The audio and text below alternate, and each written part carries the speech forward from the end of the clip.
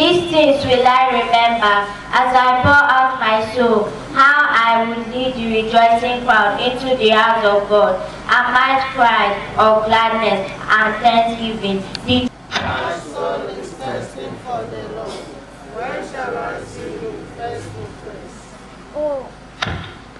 Oh, send forth your light and your truth. Let this be my guide. Let them bring me to your holy mountain, to the place where you dwell. My soul is thirsting for the Lord. When shall I see you face to face? Second reading. A reading to the Romans. Hope is not deceptive, because the Lord of God has been poured onto our hearts by the Holy Spirit, which has now that we have been reconciled. Surely we may count on being saved by the life of His Son. Not merely because we have been reconciled, but because we are filled with joyful trust in God, through our Lord Jesus Christ, in whom we've gained our reconciliation. The word of the Lord. Hallelujah for the Lord God, omnipotent presence. Hallelujah, hallelujah, praise the Lord. Hallelujah.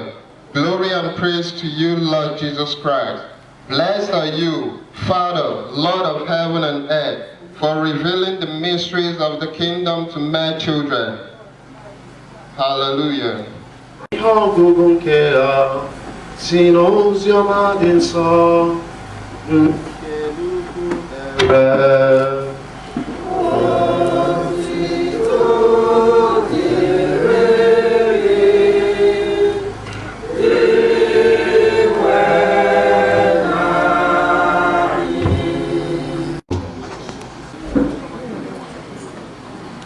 Lagos, I joined the Pentecostal. I never Iwuchukwu, I associate, I am Catholic. People better say, Father, you must find a community. Ibenabo, Kanina Kuka, Iwuchukwu na-efe. Kanina Kuka bakani kwenye Chineke. Kwa live just a social activity.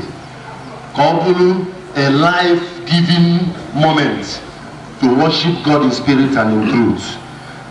Each time I know a moment of encounter with God, a moment of encounter with the power from above. Each time I gather, I try to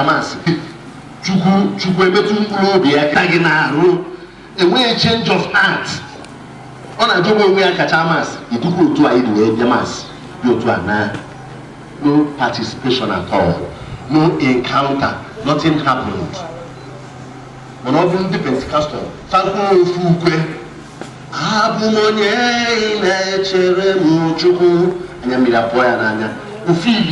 some anointing.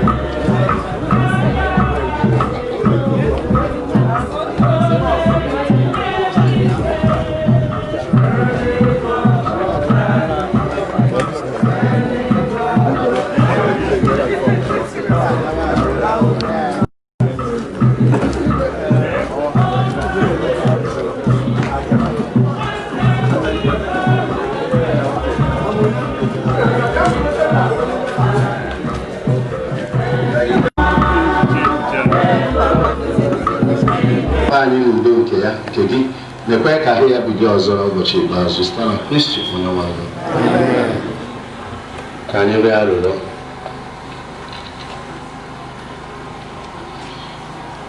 Kamarịa nne onye ntasị obi ndị na-eru uju ha ya n'aka nwa ya Iwuchukwu Ononenyi, onye nke a bugoro ụwa nke a ka o site n'ekpere ya dịka nne nwee ike iru ọsọ ọsọ n'ụlọ obibi ahụ ọ na-atụ anya ya n'eluigwe biri na ya ebe ebe.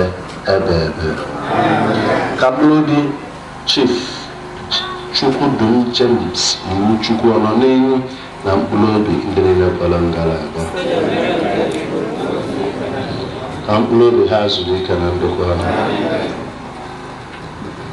ụna nnukwu a.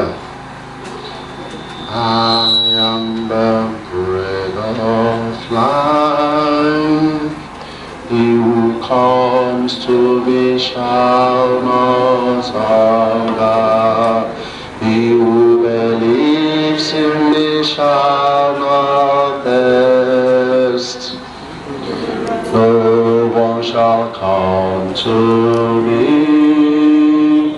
unless the Father draws him, and I will raise him up, and I will raise him up, and I will raise him up from past. Ka Chukwu jike niile gọzie ma chekwaba unu Nna na Nwa na Mmụọ Nsọ. Udo dịrị unu.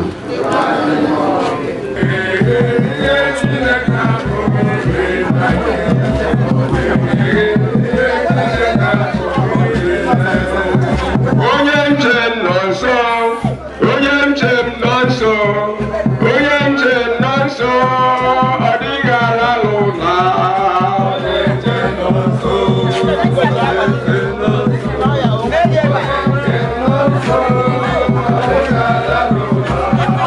Onye njem nọ nso, onye njem nọ nso, onye njem nọ nso, ọ dịghị ala n'ụlọ. Onye njem nọ nso,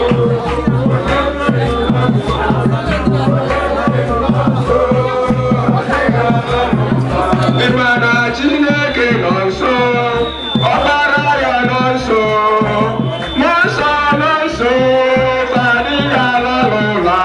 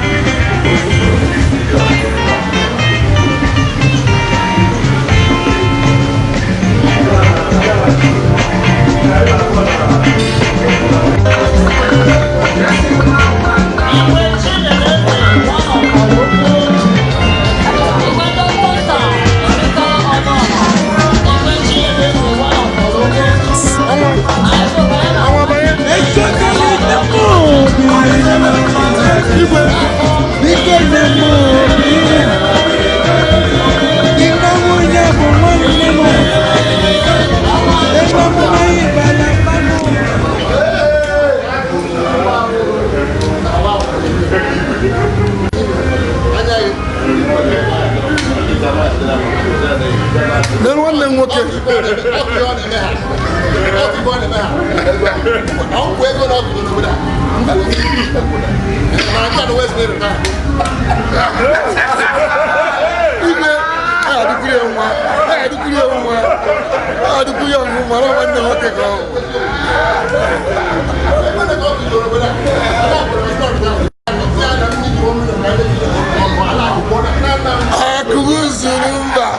Igwe si na get too much. Ego carry. I want to buy it.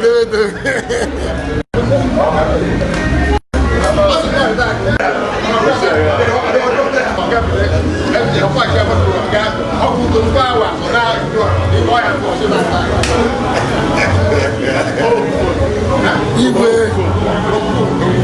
Oh, good for Igwe. Igwe.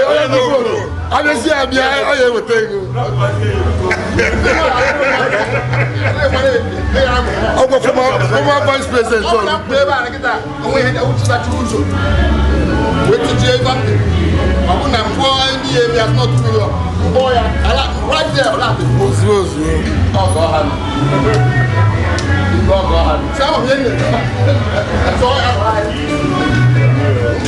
You guys take a picture. I will get you. You go let you lose. I don't know about what you will need. Watching another chief. On your job.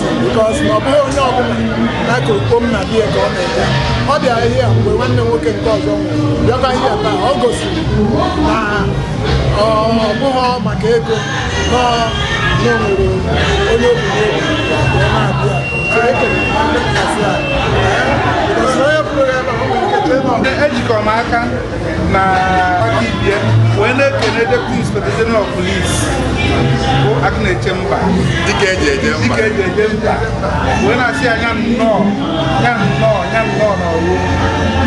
na this time I'll be an vote although Gabia oh you be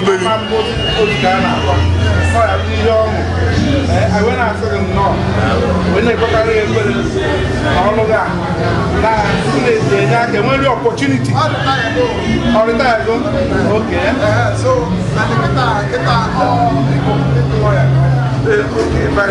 oge anyị na-ekenekwa Chineke n'isi gị ịrụ ka anya bụ ọrụ were ugwu na nsọpụrụ wee bakwada another level. Much in the so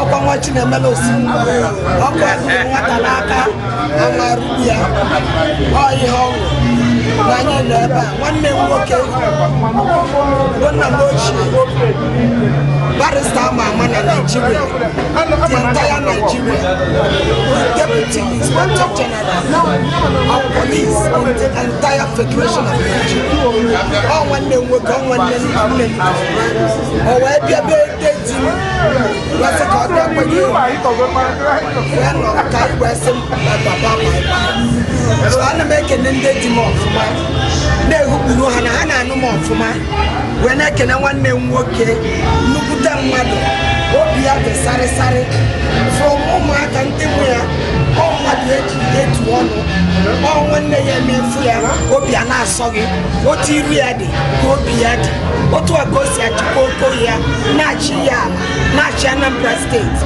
ọnya ka Naijiria ji mecha anya etigbu ya n'ezigbo ọkwa anyị na-ekene Chukwu na ndụ ya na-ekenekwa na ndụ onye ọbụla nọ ebe a wee na-ekene Chukwu ka o dobe anyị onye n'oge ụgbọ anyị ka anyị nwa m wee zie afọ Jizọs okwute ndị Igbo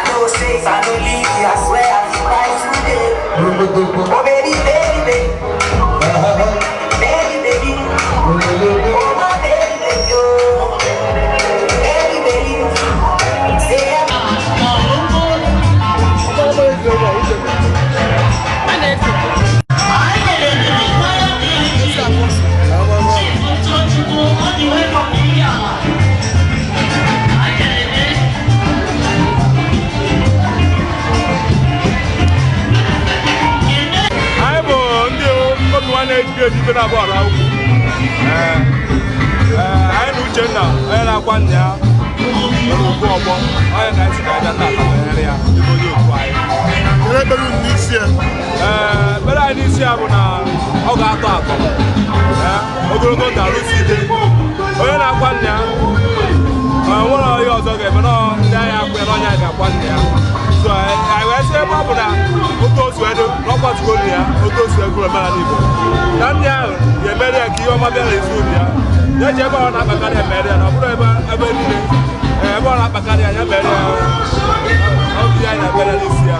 Anyị na-asụ unu nnọọ ndị obi nwanne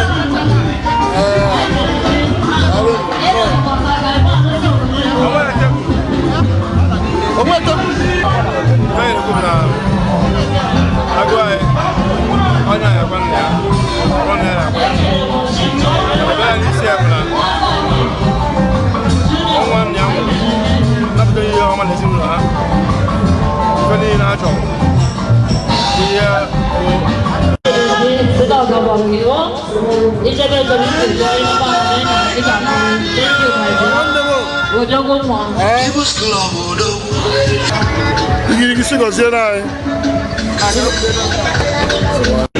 ọkụ na-enye ife eze bụ n'afọ anyị na-asị gị nnọọ na nke Nwakaibie dịka ibe ya mere n'ọnwa nwanne nwoke n'ozi international oil and gas anyị na-asị gị nnọọ biko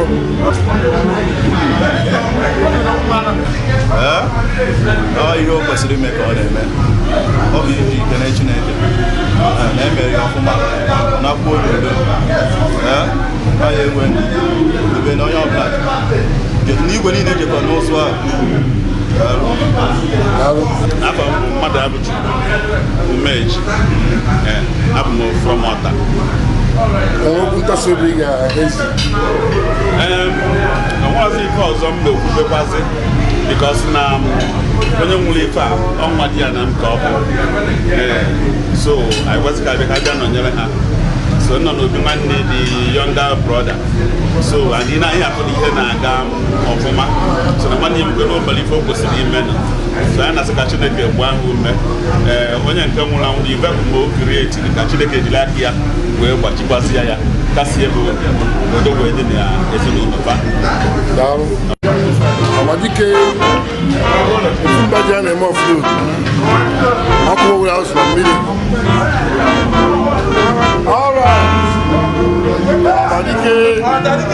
Amadike Igbo niile Amadike ndị Igbo the man of the moment.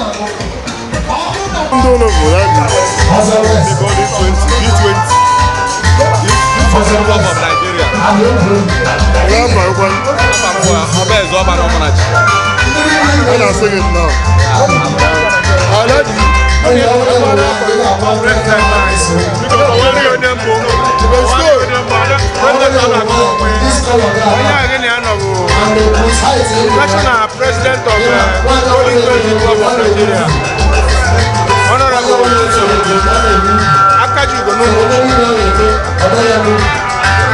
my own self, the National Vice President of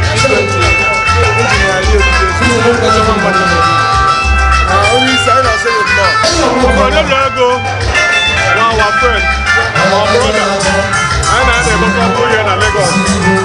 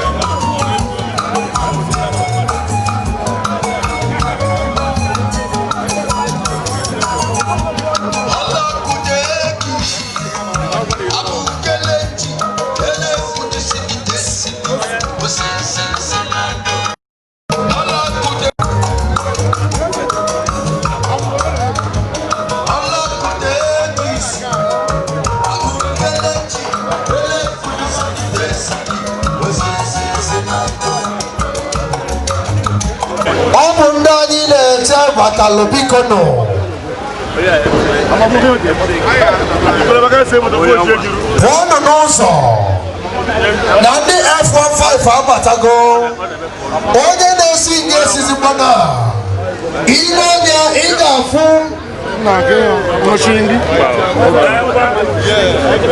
Igafu our able president Ikwelle Amuluonyenego himself. And you see like no somebody mention on those anywhere. Nanda Batagana anywhere club on F15 Batago. Dynamic Press Club on mention on those anywhere. Close to Zeno game. Onya Batazina.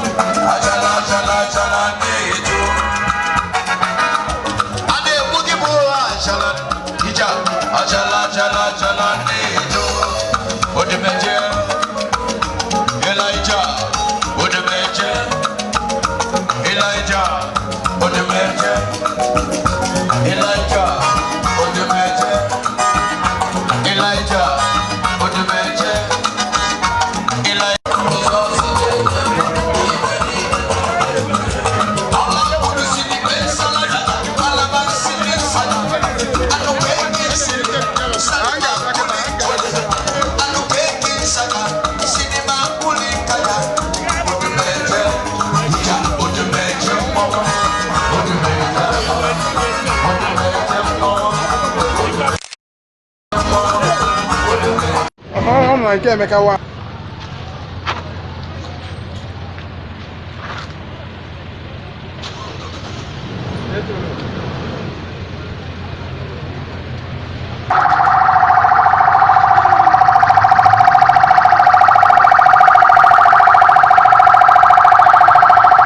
Reach 12.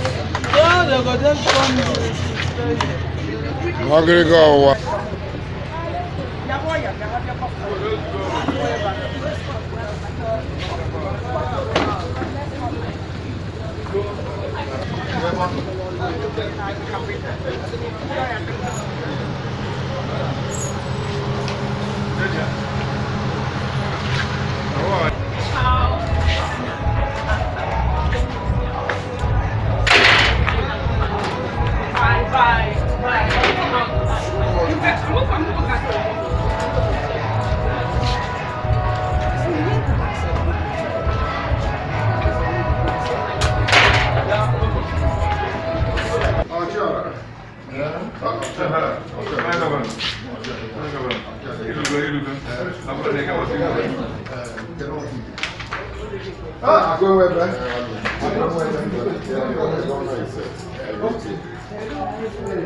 Watching them man.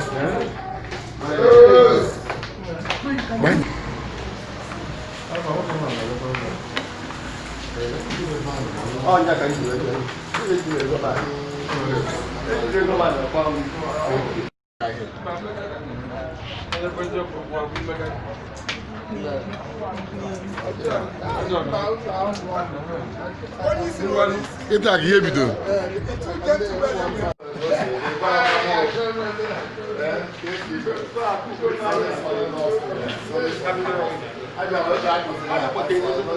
Hey, Roger!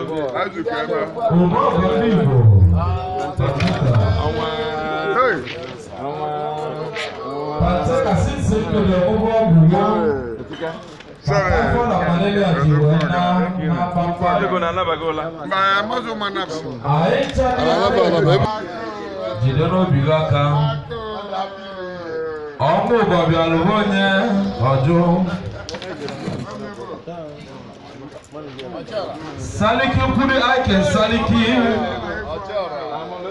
Alhaji Fateka Amulera cash okay Paul soro na mobile oge Anya iga for His Excellency